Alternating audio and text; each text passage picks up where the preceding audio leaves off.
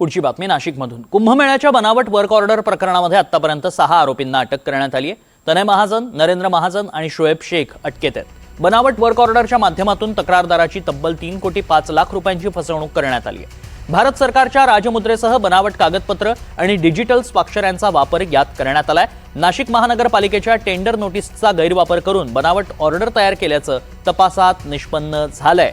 आर्थिक व्यवहार, बनावट कागदपत्र आणि इतर आरोपींच्या सहभागाबाबत पोलिसांचा सखोल तपास सुरू आहे। दरम्यान गिरीश महाजन यांनी या संदर्भात काय प्रतिक्रिया दिली आहे पाहूयात।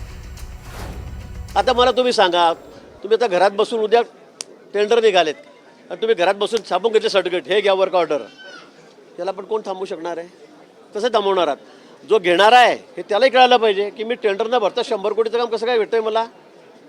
मी EMI भरत नाही 1 रुपया आणि मला वर्क ऑर्डर भेटते, म्हणजे हे मला वाटतं दोन्ही त्याच्यामध्ये दोषी आहेत।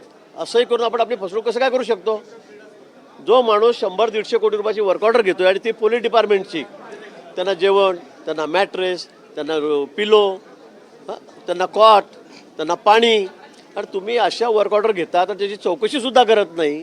आता 10 लाखाच्या वर असं, म्हणजे 10 लाखाची वर्क ऑर्डर लागतेच ना, पण तुम्ही असं न बघता 100-100 कोटी रुपयाच्या ऑर्डर घेतात।